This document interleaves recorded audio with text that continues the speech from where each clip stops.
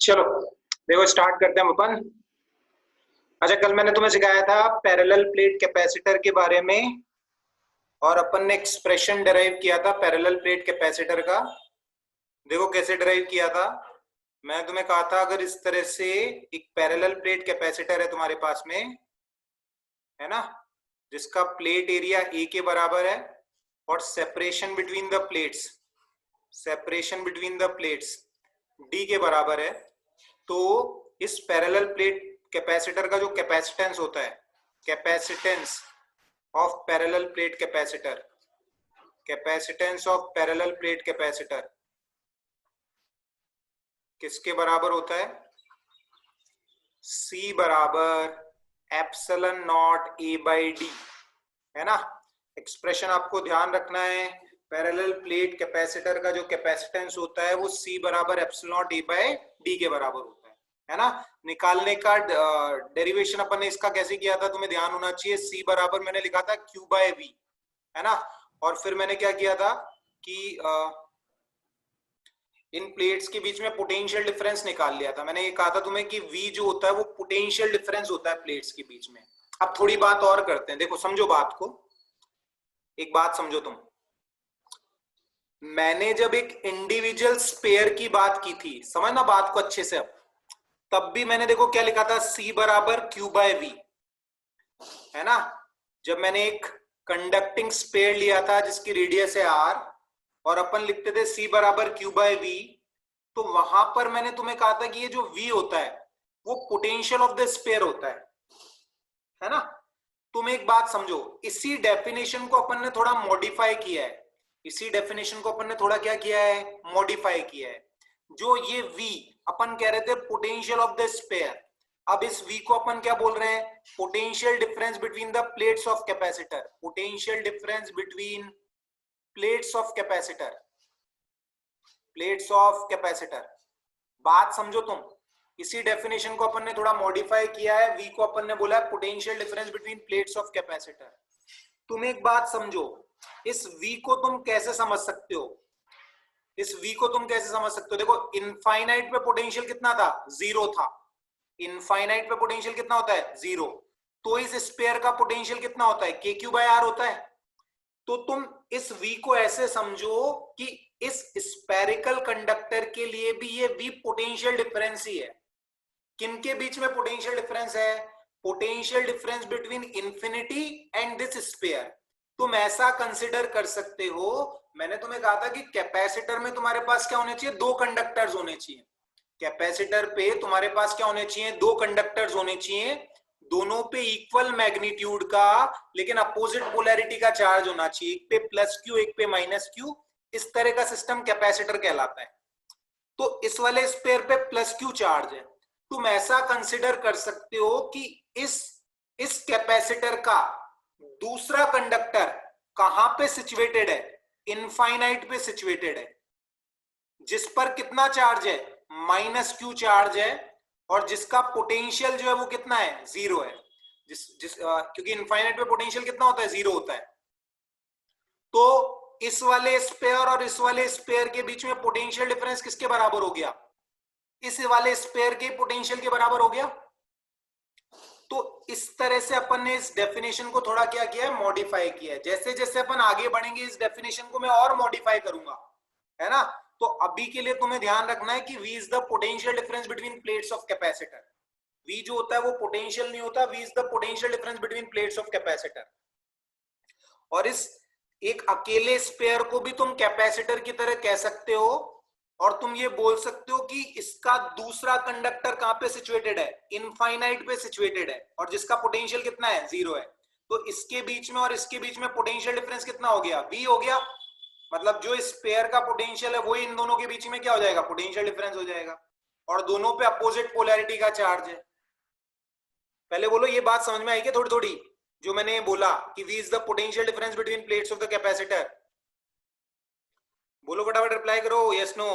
किसी को कोई भी डाउट है पूछ लो, फिर आगे बढ़ते हैं।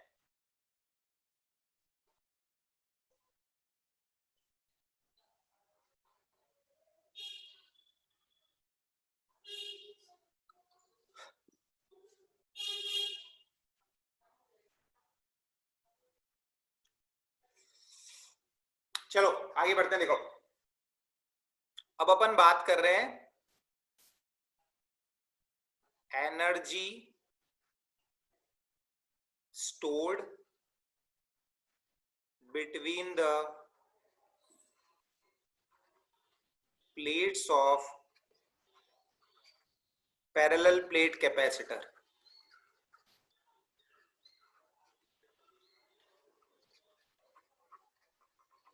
Energy stored between the plates of parallel plate capacitor.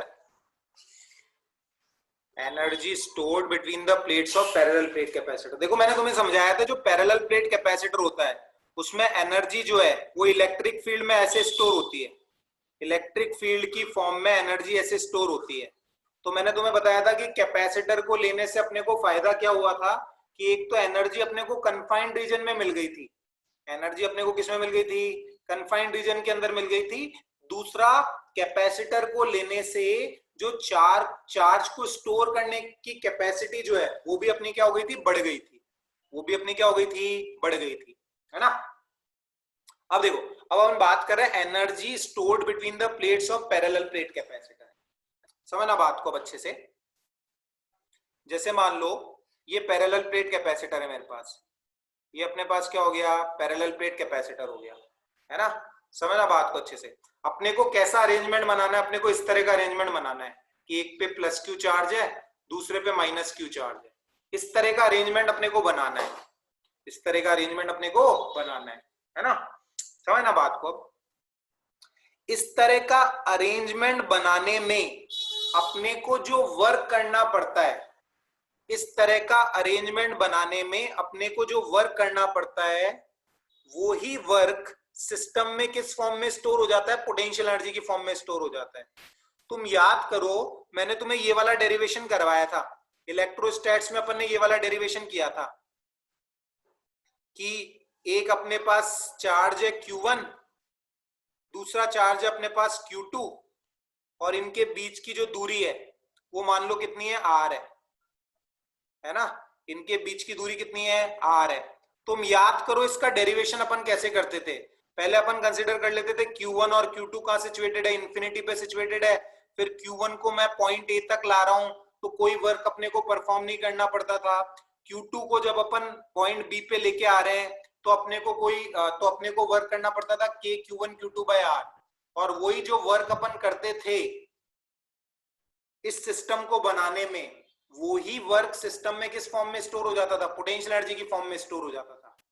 अब अपने को इस तरह का सिस्टम बनाना है। देखो पहले अपनी प्लेट्स कैसी होंगी, पहले अपनी प्लेट्स ऐसी होंगी नॉर्मल, इस तरह से अनचार्ज प्लेट्स होगी। पहले अपनी जो प्लेट्स होंगी वो इस तरह से अनचार्ज प्लेट्स होंगी, प्लेट्स के पास कोई एनर्जी नहीं होगी। अभी तो देखो इलेक्ट्रिक फील्ड है ही नहीं ना प्लेट्स के बीच में, तो अभी इस सिस्टम की एनर्जी कितनी है, 0।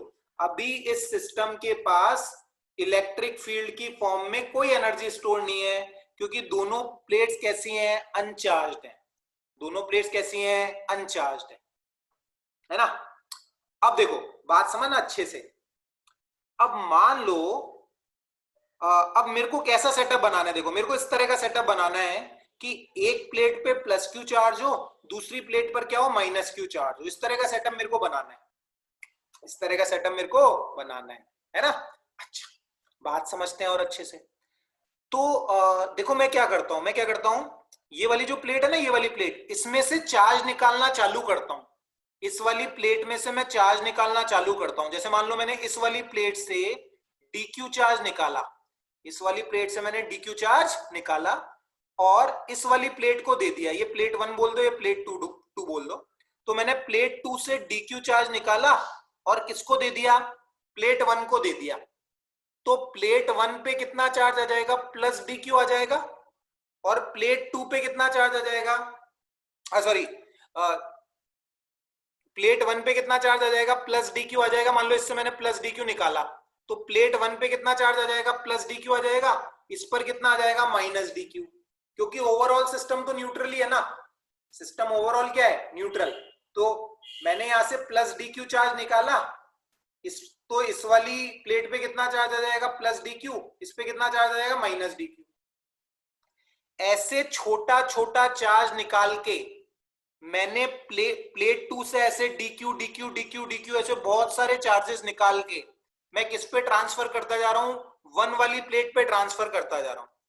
और ट्रांसफर करते करते एक ऐसी सिचुएशन बन गई, ट्रांसफर करते करते एक ऐसी सिचुएशन बन गई कि प्लेट 1 पे कितना चार्ज आ गया, प्लेट 1 पे कितना चार्ज आ गया, क्यू चार्ज आ गया। प्लेट 1 पे कितना चार्ज आ गया, प्लस क्यू चार्ज आ गया। दूसरी वाली प्लेट पे कितना चार्ज आ गया, माइनस क्यू चार्ज आ गया। तो चार्जेस को यहां से यहां तक ले जाने में मेरे को वर्क परफॉर्म करना पड़ेगा।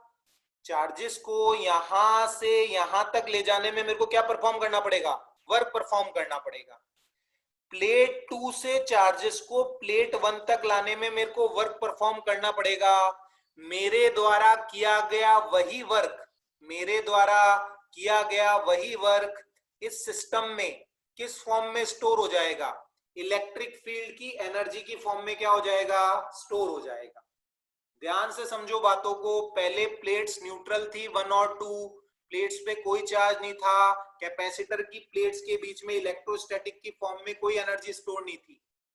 लेकिन जैसे जैसे अपन चार्ज ट्रांसफर करते जा रहे हैं वैसे वैसे प्लेट्स के बीच में इलेक्ट्रिक फील्ड आती जा रही है। इलेक्ट्रिक फील्ड का मतलब क्या है, एनर्जी आती जा रही है। इलेक्ट्रिक फील्ड का मतलब क्या है, एनर्जी आती जा रही है। इस प्लेट से इस प्लेट तक चार्ज को लाने में मेरे को कुछ वर्क करना पड़ेगा। मेरे द्वारा किया गया वही वर्क इस सिस्टम में किस फॉर्म में स्टोर हो जाएगा, पैरेलल इस सिस्टम में एनर्जी की फॉर्म में क्या हो जाएगा, स्टोर हो जाएगा। मेरे द्वारा किया गया वही वर्क प्लेट्स के बीच में इलेक्ट्रोस्टैटिक फील्ड एनर्जी की फॉर्म में क्या हो जाएगा, स्टोर हो जाएगा, है ना। अब बातें और समझना तुम ध्यान से, है ना। देखो इधर सुनो, मान लो किसी टाइम पे t बराबर 0 पे ये सिचुएशन थी, किसी टाइम t पे ये सिचुएशन है, किसी टाइम t पे ये सिचुएशन है। इस पे प्लस क्यू है, इस पे माइनस क्यू है।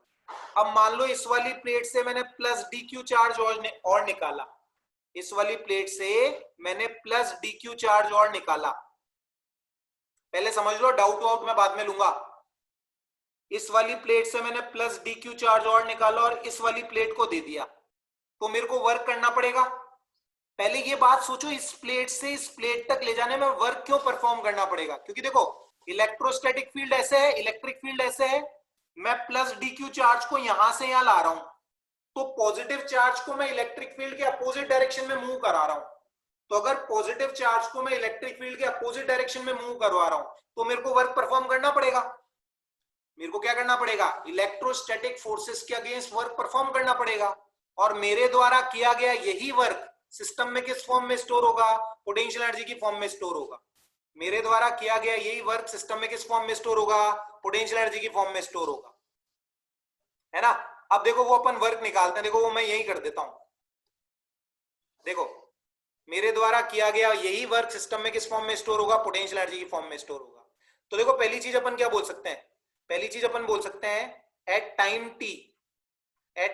T potential difference between plates of capacitor, at time t potential difference between plates of capacitor किसके बराबर होगा, किसी टाइम टी पर कैपेसिटर की प्लेट्स के बीच में पोटेंशियल डिफरेंस किसके बराबर होगा। देखो अपन ने क्या पढ़ा था, Q बराबर CV पढ़ा था, तो V की वैल्यू अपन क्या लिख सकते हैं, V की वैल्यू Q बाय C। किसी टाइम t पर कैपेसिटर की प्लेट्स के बीच में, किसी टाइम t पर कैपेसिटर की प्लेट्स के बीच में पोटेंशियल डिफरेंस कितना होगा वो अपन लिख रहे हैं। देखो कैपेसिटर की प्लेट पे कितना चार्ज है, Q चार्ज है, कैपेसिटर की प्लेट पे कितना चार्ज है, Q चार्ज है। यहाँ पे अपन कौन सा चार्ज लिखते हैं, जो कैपेसिटर की पॉजिटिव प्लेट पे होता है। ओवरऑल चार्ज कैपेसिटर पे 0 होता है। C बराबर Q बाय V में Q क्या होता है, charge on positive plate of capacitor, charge on positive plate of capacitor.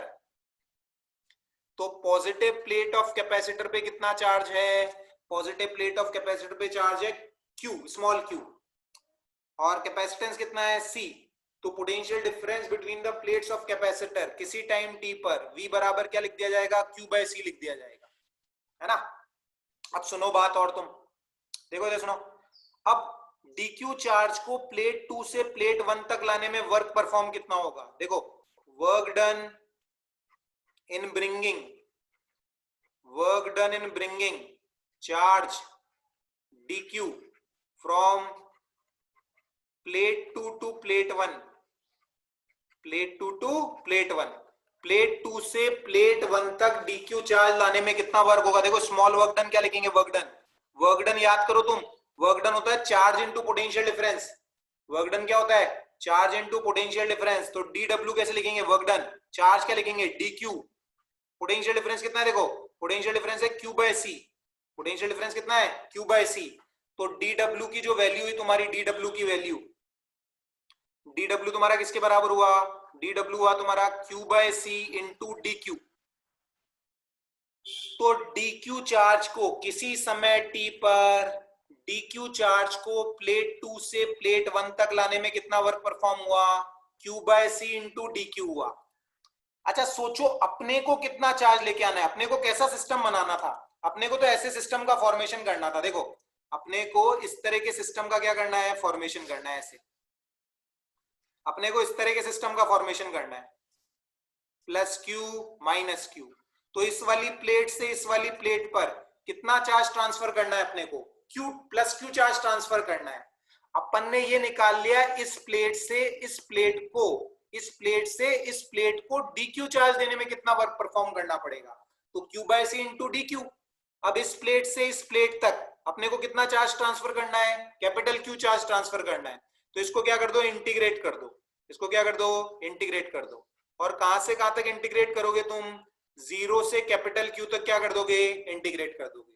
0 से कैपिटल Q तक इंटीग्रेट करोगे, dw का आ जाएगा w 1 बाय c। Q का क्या आएगा? Q का आएगा q स्क्वायर बाय 2। लिमिट लगाओगे तो ये आ जाएगा, है ना? तो वर्क डन कितना आ जाएगा तुम्हारा? वर्क डन आ जाएगा q square by 2c। Work done क्या आ जाएगा?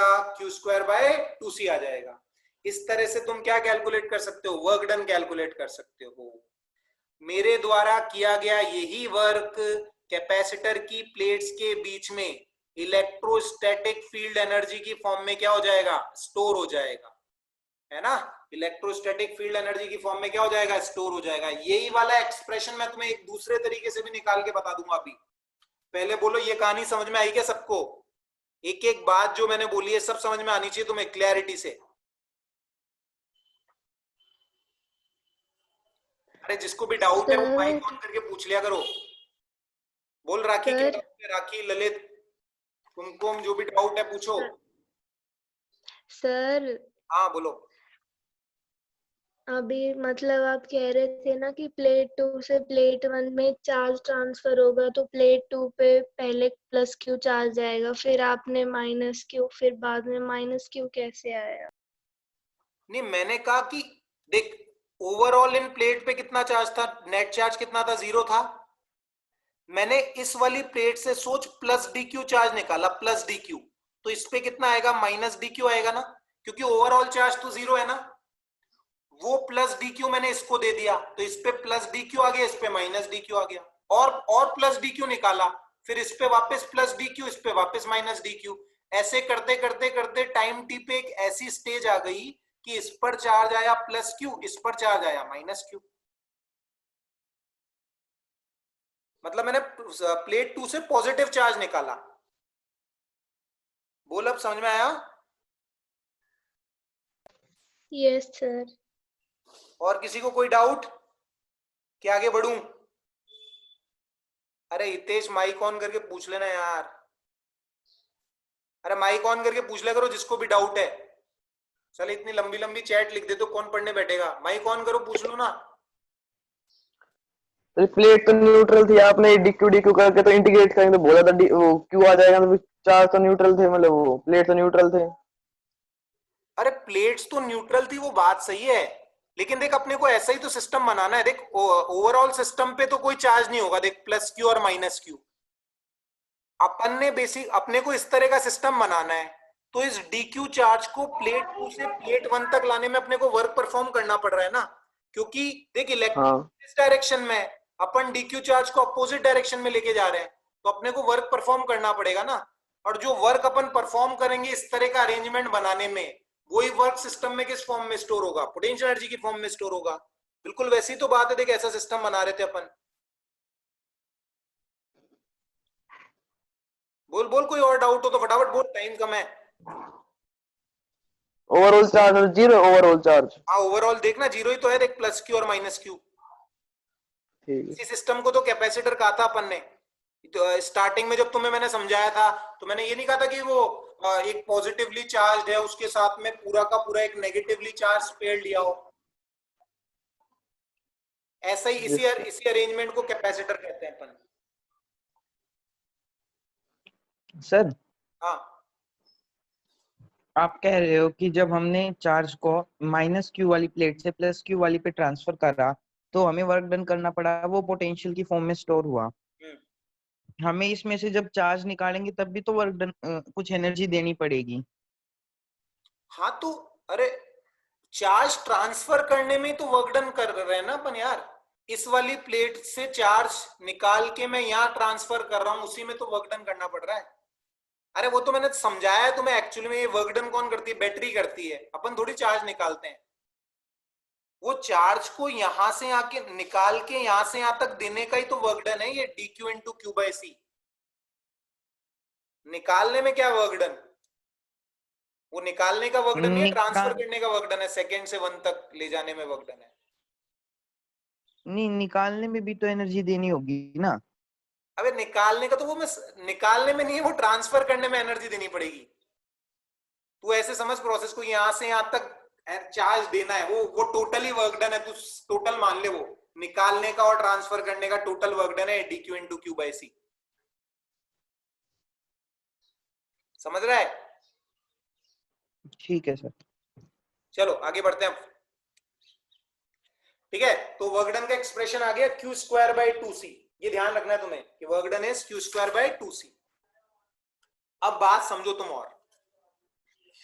अब देखो मैं Q को क्या लिख सकता हूं, समझना बात को। यहां पे मैं Q को क्या लिख सकता हूं, Q को लिख सकता हूं मैं CV। Q को क्या लिख सकता हूं, CV। सोच अगर Q को मैं CV लिख दूं तो, Q को अगर CV लिख दूं तो c square v square upon 2c। Solve करूंगा तो आ जाएगा ये हाफ CV स्क्वायर। सॉल्व करूंगा तो देख कितना आ जाएगा, हाफ CV स्क्वायर। तो वर्क डन को अपन ऐसे भी लिख सकते हैं, half CV square. Work done को अपन कैसे लिख सकते हैं, हाफ CV स्क्वायर भी लिख सकते हैं, है ना, इस तरह भी लिख सकते हैं अपन। ठीक है, अब देख इलेक्ट्रोस्टैटिक में एक चीज और याद करो तुम। इलेक्ट्रोस्टैटिक में मैंने तुम्हें बताई थी फील्ड एनर्जी डेंसिटी। ध्यान है तुम्हें, field energy density. Field energy density का मतलब होता है energy stored in form of electric field पर unit volume. Energy stored in form of electric field पर यूनिट वॉल्यूम, उसे अपन क्या बोलते थे, फील्ड एनर्जी डेंसिटी बोलते थे। देख अब बात समझना अच्छे से। देख मान ले यहाँ पे इलेक्ट्रिक फील्ड E है, कैपेसिटर की प्लेट्स के बीच में इलेक्ट्रिक फील्ड E है। अपने को पता है इलेक्ट्रिक फील्ड E किसके बराबर होती है, सिग्मा बाय एप्सिलॉन नॉट। कल करके बताया था मैंने तुम्हें, sigma bye 2 epsilon not plus sigma bye 2 epsilon not, तो सिग्मा बाय एप्सिलॉन नॉट आता है ना। अब देख समझना बात को, इलेक्ट्रिक फील्ड E को मैं ऐसे भी लिख सकता हूं। इलेक्ट्रिक फील्ड E को मैं कैसे लिख सकता हूं, ऐसे भी लिख सकता हूं, V by D, where V is the potential difference between the plates of the capacitor। देख वो ऐसे लिखा है, देख ऐसे लिखते हैं ना अपन, V1 माइनस V2 बराबर E इंटू डी। तो प्लेट्स के बीच में पोटेंशियल डिफरेंस V तो है, तो V बराबर E इंटू डी। तो यहां से तेरा क्या आ जाएगा, देख E बराबर V बाई डी। वही मैंने यहाँ पे लिखा है कि इलेक्ट्रिक फील्ड E को अपन ऐसे भी लिख सकते हैं, V बाई डी, है ना। अब energy stored in between the plates of capacitor कितनी है, देख energy stored between plates of capacitor, energy stored between plates of capacitor किसके बराबर है, देख हाफ CV स्क्वायर के बराबर है। किसके बराबर है, हाफ CV स्क्वायर के बराबर है। तो देख क्या लिख दूंगा एनर्जी को, इस एनर्जी को ऐसा करता हूं मैं, U से डिनोट कर देता हूं, है ना, क्योंकि वो इलेक्ट्रिक फील्ड भी E से डिनोट करेंगे ना अपन, तो U से कर देता हूं इसको। देख क्या आएगा, देख हाफ C, V की वैल्यू देख क्या लिख सकते हैं, E इंटू डी। तो ये हो जाएगा तेरा E square into D square, E square into D square. अब देख समझना बात को। और C की वैल्यू क्या लिख सकते हैं अपन, C की वैल्यू हाफ, C की value epsilon not A by D, epsilon not A by D into E square into D square. E square into D square. अब देख एक डी से एक डी कैंसिल हो गया तेरा, तो देख यू क्या आएगा, you half epsilon naught E square A into D. अब इलेक्ट्रोस्टैटिक की चीजें याद करो, अपन ने ये वाला एक्सप्रेशन निकाला था, ये देख ये क्या होती थी, field energy density of electric field होती थी, ये field energy density of electric field, ध्यान है तुम्हें, half epsilon naught E square, ये एक्सप्रेशन निकाला था अपन ने field energy density of electric field का। Energy stored per unit volume is half epsilon naught E square. देख देख ये क्या है, ये energy stored between the plates of capacitor है, और ए इंटू डी क्या है, A into D volume, volume between plates of capacitor, volume between plates of capacitor. तो देख ये तो क्या हो गई, एनर्जी स्टोर्ड बिटवीन मतलब field energy density of electric field मतलब energy stored per unit volume into volume between the plates of capacitor. तो इन दोनों को मल्टीप्लाई करेगा तो एनर्जी तो आती है अपने पास, total energy between the plates of capacitor. तो इस एक्सप्रेशन को देख ऐसे भी लिख सकता है, ये energy stored per unit volume है, ये क्या है, energy stored per unit volume, पर unit volume of electrostatic field, और ये तेरा है volume between plates of capacitor, है ना। तो इसको ऐसे भी लिखा जा सकता है, देख अरे बात आई है सबको समझ में सर? हाँ इलेक्ट्रिक फील्ड एक तरह का फोर्स है या फिर एनर्जी है? अबे पागल है क्या, इलेक्ट्रोस्टैटिक फोर्स क्या, इलेक्ट्रोस्टैटिक इलेक्ट्रिक फील्ड एक तरह का फोर्स है, electric field is the force acting on unit charge placed at that point. तो आप अभी कह रहे थे कि जो वर्क डन करेंगे वो एनर्जी जो है इलेक्ट्रिक फील्ड के रूप में हो जाएगी, फिर कैसे होगी वो एनर्जी, इलेक्ट्रिक फील्ड कैसे होगी? जिस रीजन इलेक्ट्रिक फील्ड इंटेंसिटी जो होती है ना, जैसे किसी पॉइंट पर अपन इलेक्ट्रिक फील्ड इंटेंसिटी कैसे डिफाइन करते हैं कि उस पॉइंट पर कूलम चार्ज पे जो फोर्स लगेगा वो उस पॉइंट पर इलेक्ट्रिक फील्ड इंटेंसिटी होगी। लेकिन जिस रीजन में इलेक्ट्रिक फील्ड प्रेजेंट है उस रीजन में एनर्जी भी प्रेजेंट है। इलेक्ट्रिक फील्ड एक्चुअली में एक तरह की एनर्जी है, इलेक्ट्रिक फील्ड अलग बात है, इलेक्ट्रिक फील्ड इंटेंसिटी अलग बात है। जिस रीजन में इलेक्ट्रिक फील्ड प्रेजेंट है वहां पर एनर्जी प्रेजेंट है, लेकिन अगर किसी पॉइंट पे तेरे से इलेक्ट्रिक फील्ड इंटेंसिटी पूछी जाए तो तू कैसे डिफाइन करेगा कि उस पॉइंट पर एक कूलम चार्ज पे जो फोर्स लगेगा वो उस पॉइंट पर इलेक्ट्रिक फील्ड इंटेंसिटी होगी। बात इलेक्ट्रिक फील्ड एक तरह की अलग है, इलेक्ट्रिक फील्ड इंटेंसिटी अलग है। इलेक्ट्रिक फील्ड एनर्जी है और इलेक्ट्रिक फील्ड इंटेंसिटी फोर्स एक तरह का। हाँ ऐसे बोल दे, जिस भी रीजन में इलेक्ट्रिक फील्ड प्रेजेंट है मतलब वहां एनर्जी प्रेजेंट है, और अगर किसी पॉइंट पे इलेक्ट्रिक फील्ड वाले रीजन में किसी पॉइंट पर अगर तेरे से इलेक्ट्रिक फील्ड इंटेंसिटी पूछ ले तो इलेक्ट्रिक फील्ड इंटेंसिटी ऐसे डिफाइन करते हैं कि उस पॉइंट पर एक कूलम चार्ज पे जो फोर्स लगे वो इलेक्ट्रिक फील्ड इंटेंसिटी होगी। तो आपने जो यहाँ पर ये V1 माइनस V2 के साथ में ED लिखा है, यहाँ पर E इलेक्ट्रिक फील्ड इंटेंसिटी है, इलेक्ट्रिक फील्ड है। अरे इलेक्ट्रिक ये फील्ड तो एक तरह का इंटेंसिटी है, इलेक्ट्रिक फील्ड थोड़ी लिखते हैं अपन। ठीक है ठीक है ठीक ठीक है सर। देखो और बात करते हैं अपन। अच्छा अब और चीजें देखो, अब इलेक्ट्रोस्टैटिक की कुछ बातें वो अपने को ध्यान रखनी है, वो यहां भी काम आनी है। देखो मैंने तुम्हें कहा था बैटरी जो होती है वो किसका सोर्स होती है, battery is a source of charge, sorry battery is a source of energy. Battery जो है वो एनर्जी का सोर्स होती है, बैटरी चार्ज का सोर्स नहीं होती है ना। अब देखो सुनो, जैसे मान लो, जैसे अगर मान लो मैं तुम्हें ये कहूं कि इस तरह से बैटरी है एक तुम्हारे पास में, इस तरह से तुम्हारे पास एक बैटरी है 10 वोल्ट की, तुम्हारे पास क्या है एक बैटरी है 10 वोल्ट की, है ना, और 2 कूलम चार्ज बैटरी से ऐसे पास हुआ, देख प्लस 2 कूलम चार्ज बैटरी के अंदर एंटर कर रहा है ना।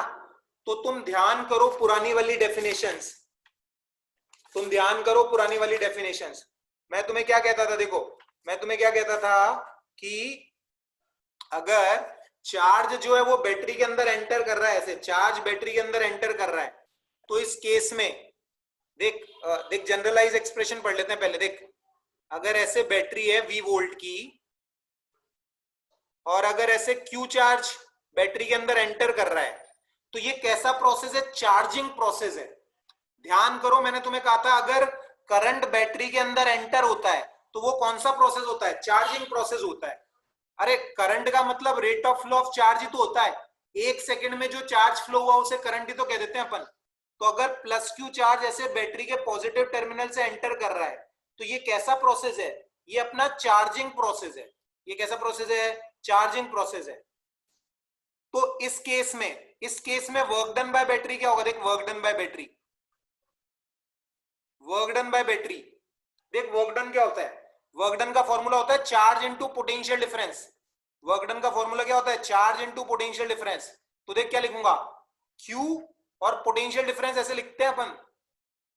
देख या इस वाले पॉइंट का पोटेंशियल 0 मान लेगा तो इसका V होगा। तो देख इसको कैसे लिखूंगा मैं, वर्क डन बराबर चार्ज इनटू पोटेंशियल डिफरेंस।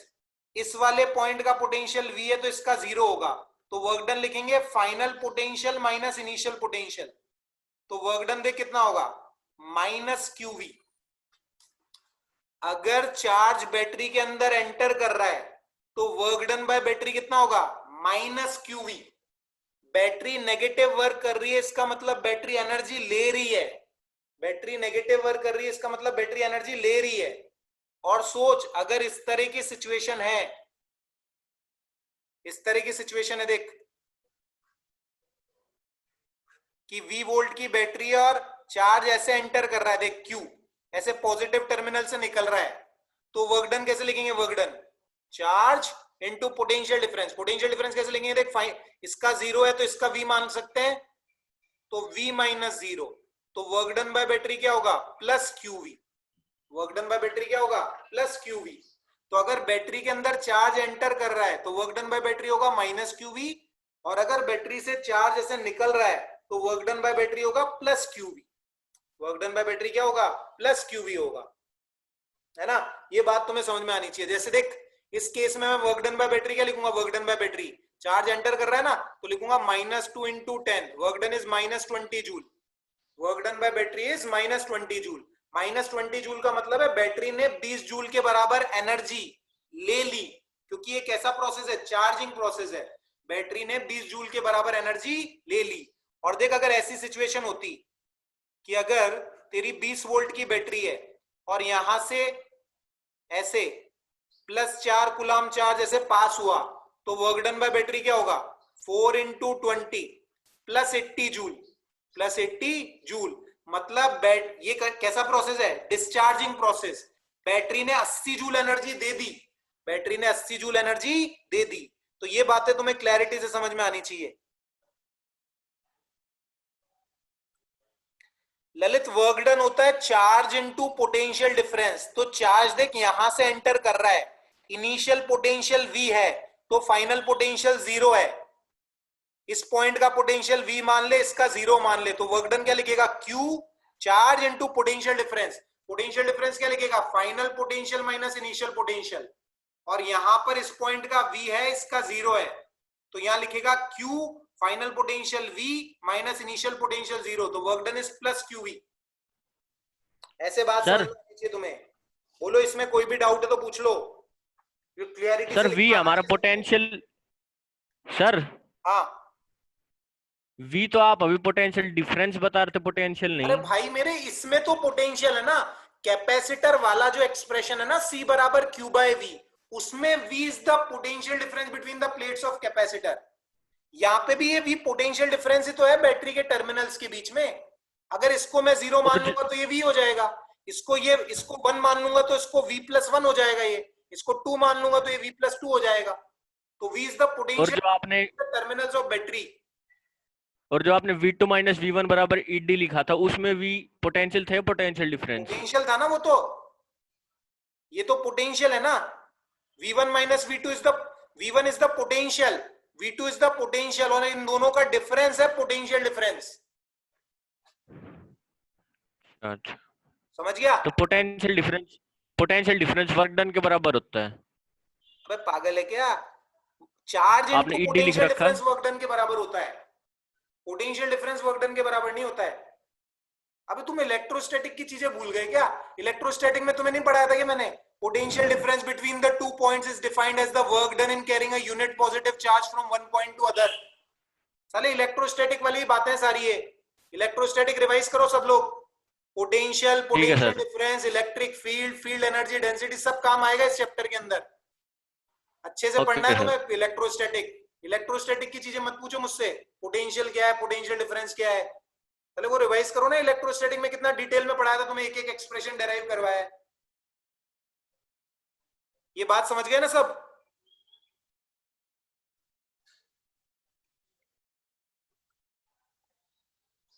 देखो और बात करते हैं। अच्छा मैं एक लिंक और क्रिएट कर रहा हूं, 15-20 मिनट और पढ़ेंगे आज अपन, बहुत कम पढ़े आज। ये मीटिंग एंड करके मैं एक और लिंक भेज रहा हूं, ज्वाइन करना फटाफट।